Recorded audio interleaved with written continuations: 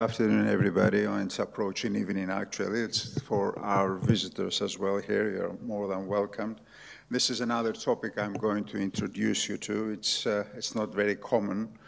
And maybe you will ask yourself why there is worldwide such an underutilization of the aortic valve repair procedures. For instance, if you see here, you'll see how the mitral valve has progressed over the years. You can see that the robotics and the minimal invasive has gone up, but it's not the same with the aortic valve repair procedures. These are recent 2023 data for the STS. You've seen only 15% or 20% are being repaired.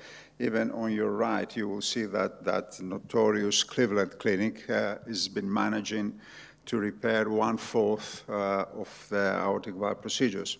Of the aortic valve repair procedures. This is a bit older data. And now we managed from the, of course, from the STS database for 2023 to approach the magic number of 5,000 and something regarding the aortic valve repair procedures. Why is that happening? One of the reasons is most people think that it's a very difficult and demanding procedures to repair the aortic valve.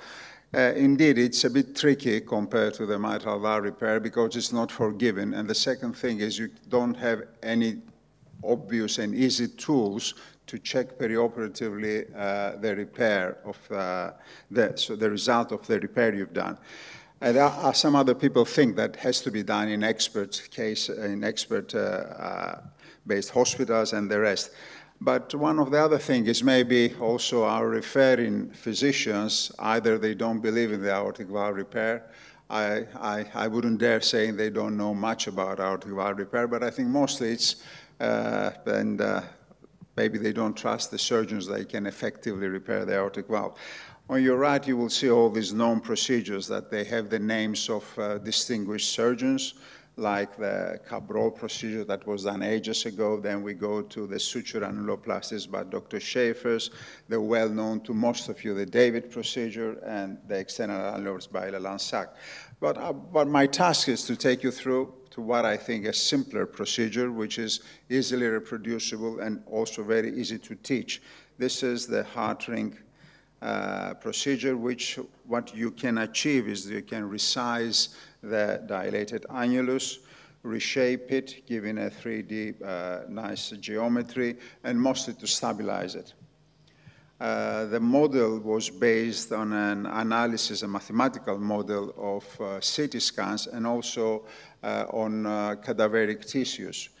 And it's based on the way to measure it uses these both sizes that they have both an equatorial and meridian measurements, and you measure the size of the leaflets, as we'll see later on in details, both for the bicuspid and tricuspid valve, so that you can decide which valve size to select.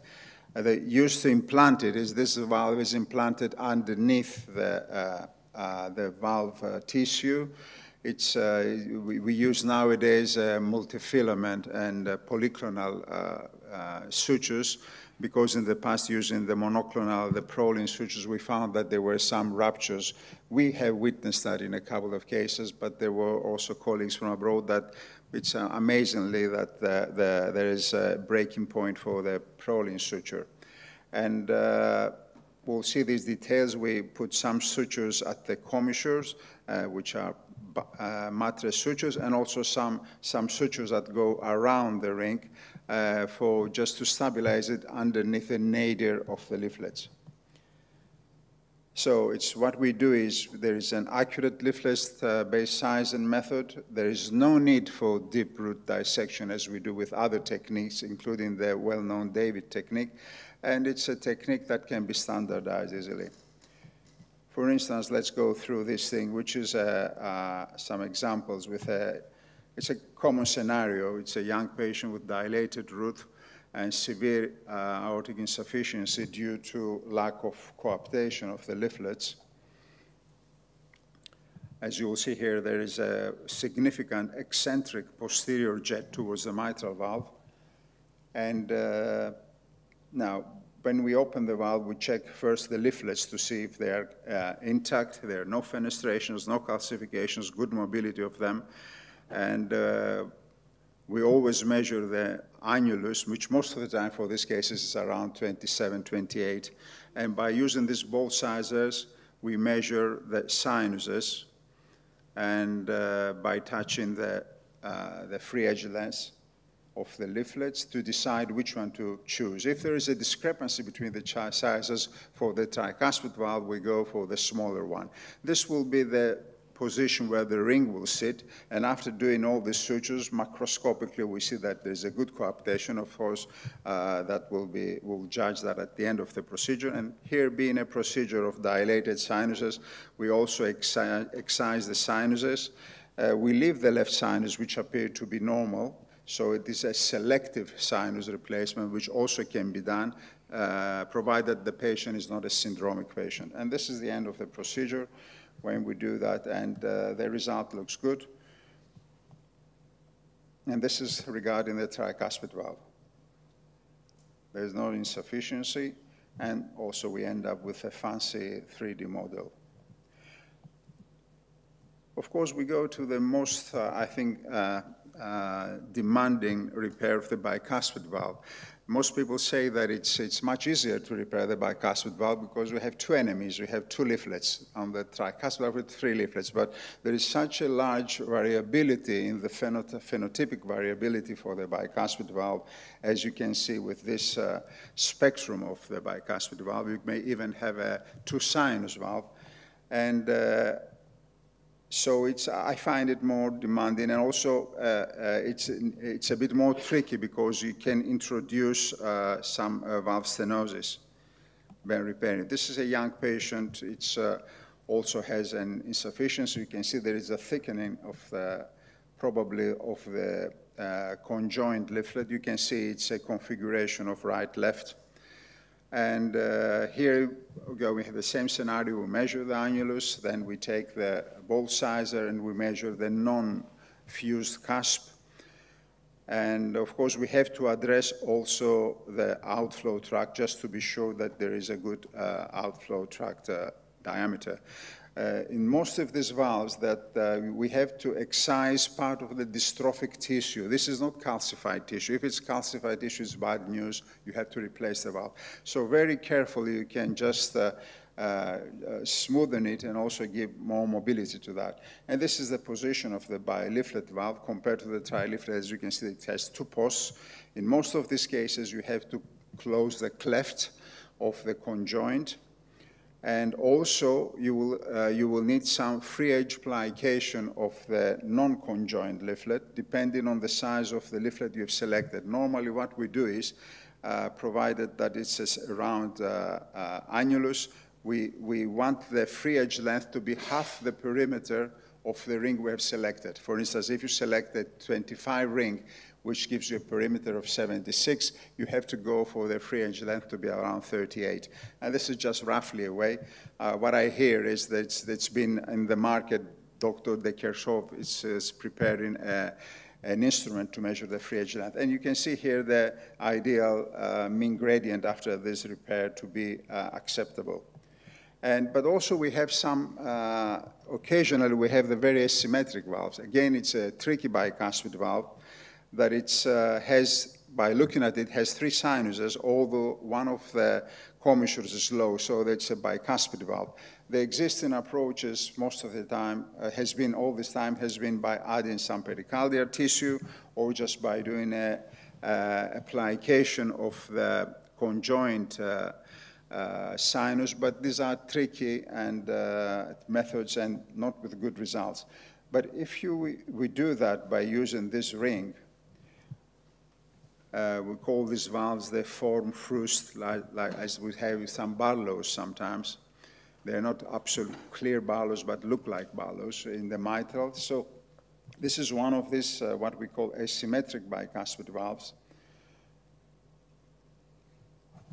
And there is a significant insufficiency. When you will see here at the video, you can see that it looks like a tricuspid, but there is some calcification at the area of the raphe. We can remove it very carefully. So we treat it as a bicuspid valve. We close the cleft, and if necessary, we also do some free edge plication of the leaflet in the non-conjoined side.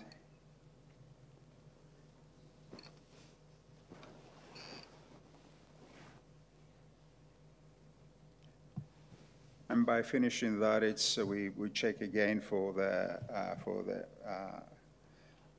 echo at the end of the procedure, which looks good with a minor insufficiency. And most importantly, we have to check the mean gradient, which is excellent. It's 4.1, which is more than better that we would consider. So with this technique, you can address lots of pathologies surgically, even some congenital cases. For instance, we have repaired on a few occasions a monocuspid valve, as you will see here. Again, it's a rare entity. So you can see this is a valve that it's a monocuspid. Again, you have to carefully remove part of the calcium that you have at the raphe. Also, you may need a fine knife just to smoothen it as well in order to implant the ring. Ideally, when you leave the theater after a repair, you should have non-insufficiency. If you have a mild one, this should be central. You must have a good effective height, and most importantly, just to have low mean gradients, which are less than 15 millimeters of regular mean gradient, it's unacceptable. First, of course, you have to assess the valve. You have a valve which is repairable and which is not repairable. You have to replace it by just looking at it.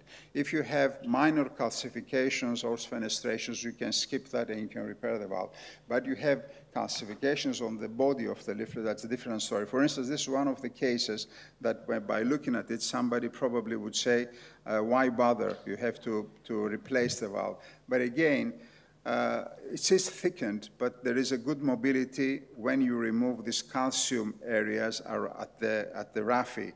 You'll see after removing these calcium segments, you just provide some mobility to the valve. You can see it gets smoothened. Also, you can smoothen the free edge length and widen a bit also this subcommissural space, as you can see here.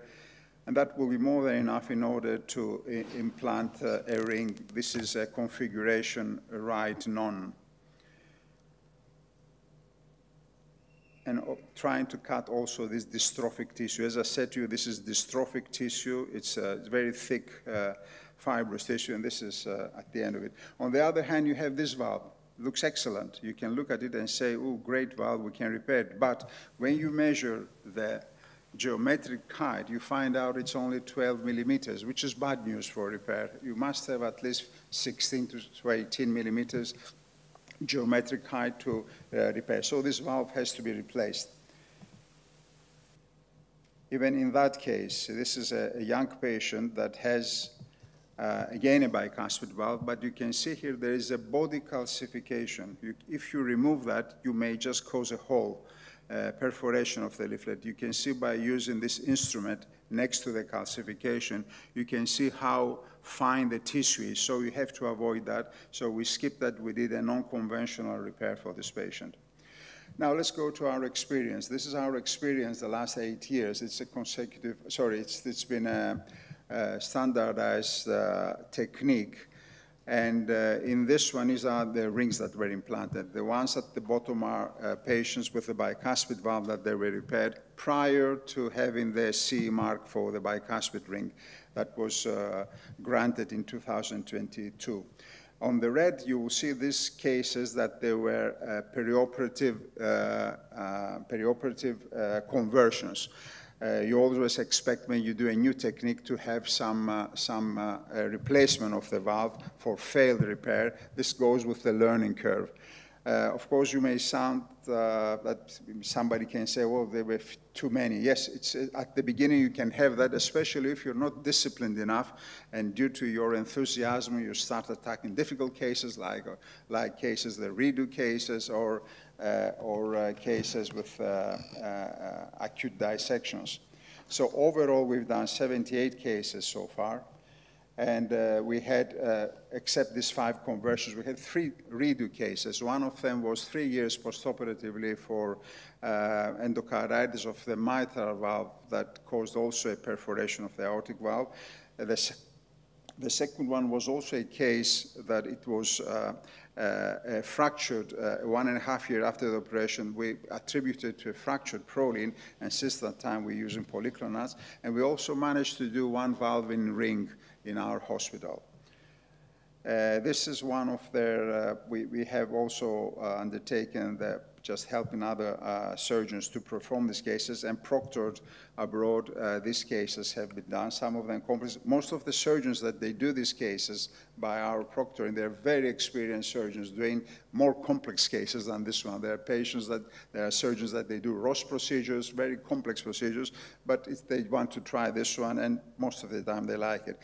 I anticipate about 2,000 cases must have been done worldwide. And this is our experience on these 78 patients. And we had also 3 deaths, and they were also very complex cases, and some of them unfortunate. One of them was a Marfan patient that a successful 17-year-old had a successful repair of his valve, but on the 3rd postoperative day developed a de novo dissection of his arch and succumbed to a very large CVA.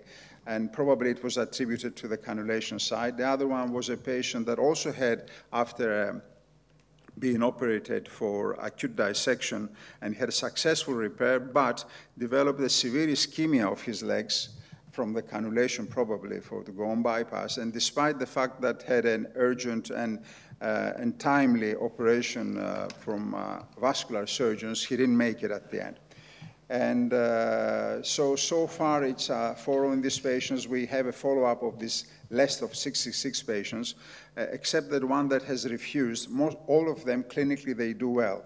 We still expect for these 18 patients to send us their recent echo so that we have also a robust result for these patients. Clinically, as I said, they do well. For these remaining patients, so far we got these echoes. We expect them to send us also the 18. That was an earlier in our experience, we had a publication. So this is a technique that can be taught easily. You can address both trileaflet and bicuspid valve, and it can be taught easily and can be standardized as well. Thank you very much.